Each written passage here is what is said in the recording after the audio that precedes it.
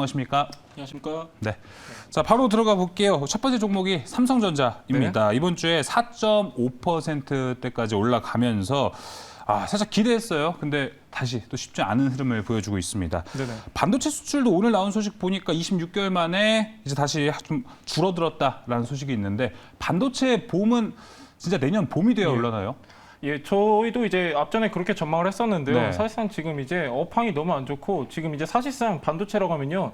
대표적인 수출주 중에 하나입니다. 그렇기 때문에 환율 수혜가 우리가 좀 기대를 해볼 수 있는 부분인데 얘는 기대가 안 돼요, 이번에는. 왜 그러냐면은 지금 이제 반도체 가격이 워낙에 하락했기 때문에 이 환차익에 대한 부분보다도 큰 손실로 지금 이어지고 있는 상황이기 때문에 사실상 환율 수혜는 해당하지 않고요. 지금 이제 가장 중요한 거는 수요 회복과 업황이 어느 정도 턴어라운드 되는 이런 분위기가 좀 비춰져야 되는데 삼성전자만 놓고 보는 게 아니라 지금 반도체 업황 자체가 굉장히 어둡기 때문에 저는 이제 앞전과 이제 똑같은 이제 스탠스를 유지하고 있는데 이제 전반적으로 이제 반도체 업황 같은 경우는 올 하반기를 기점으로 해가지고 내년 상반기부터 턴어라운드 할 것 같습니다. 네, 내년 상반기쯤에 또 타이밍을 지켜봐야 되는 삼성전자입니다. 첫 번째 종목 봤고요. 이어서 두 번째 종목 보겠습니다. 코리아S입니다. 투자 주의 종목까지 이제 딱지가 붙었고 500%가 좀 넘게 올랐다라는 이야기도 있습니다.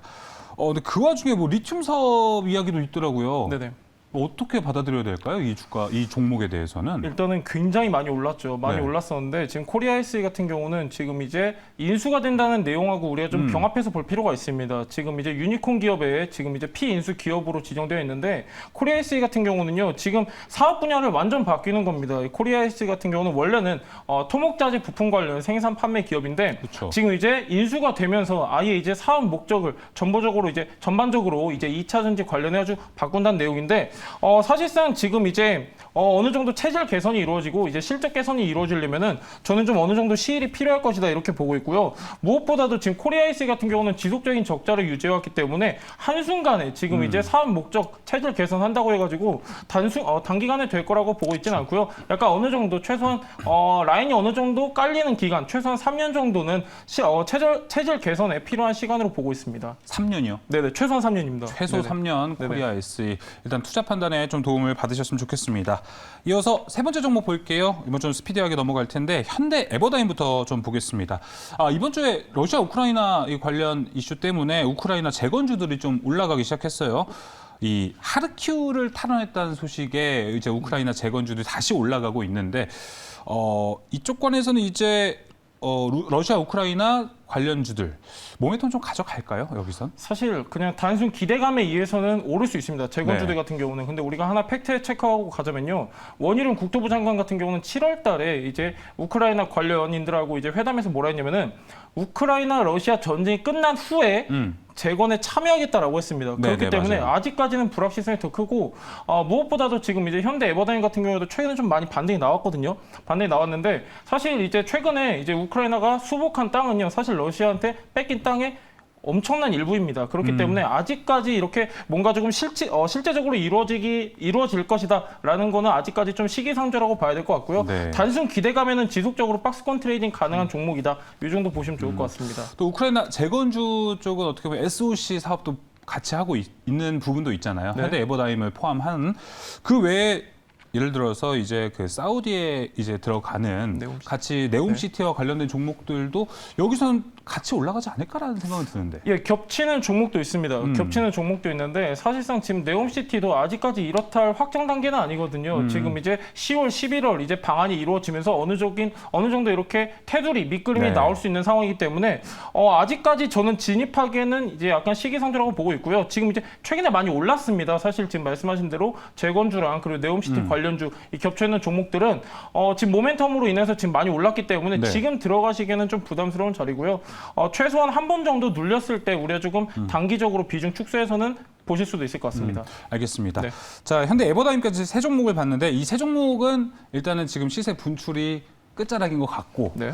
근데 현대글로비스가 이제 네 번째 종목인데 여긴 좀 다를 것 같아요. 네. 다음 주도 좀 쭉쭉 올라가지 않을까라는 생각은 드는데 네. 전망 어떻게 보시나요? 현대글로비스 같은 경우는 일단 최근에 수주 계약 때문에 굉장히 뜨겁죠. 그쵸. 사실 현대글로비스 같은 경우는 3분기 영업이익이 4천억가량 됩니다. 네. 근데 최근에 지금 이제 세계 5대 글로벌 완성차 기업하고 맺은 수주 계약을 보면요.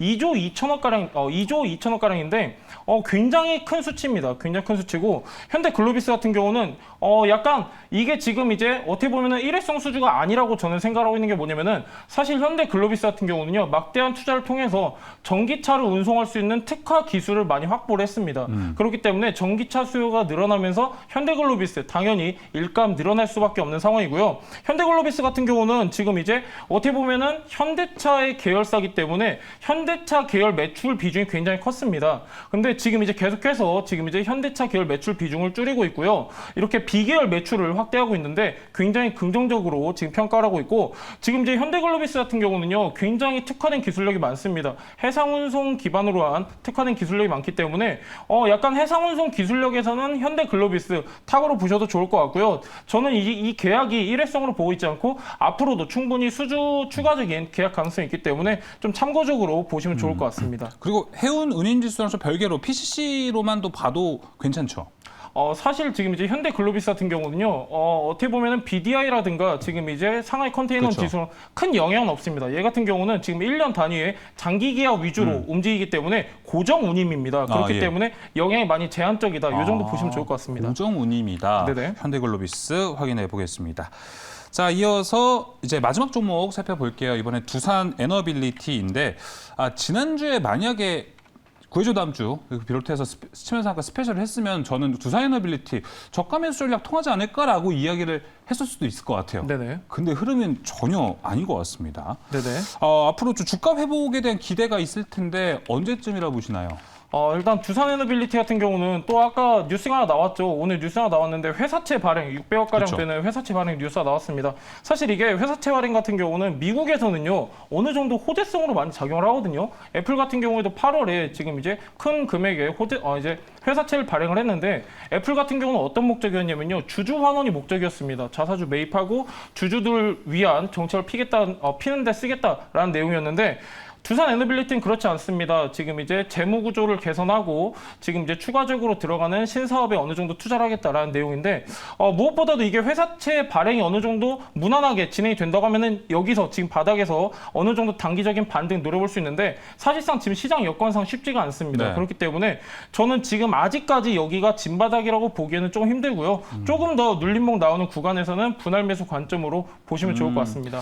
알겠습니다. 아직은 조금 더 바닥을 확인하는 구간이 필요할 것 같은 두산 에너빌리티였습니다. 자, 이렇게 이번 주 핫종목 5개 모두 살펴봤고요. 또 이외에 송유 매니저님 또 무료 방송 말고 또 동영상 볼 게 준비되어 있나요? 예, 여러분들 지금 제가 시간 관계상 굉장히 말을 아꼈는데요. 제가 여러분들한테 드릴 내용 굉장히 알차고 차고 넘쳤으니까요. 유튜브에 송유 매니저 검색해 주시면 좋겠습니다. 네, 말을 아꼈고 우리 네. 동영상에 또 엑기스가 많이 준비되어 있으니까 또 많이 찾아보시길 바라겠습니다. 송유 매니저는 이만 보내주도록 하겠습니다. 오늘 말씀 감사합니다.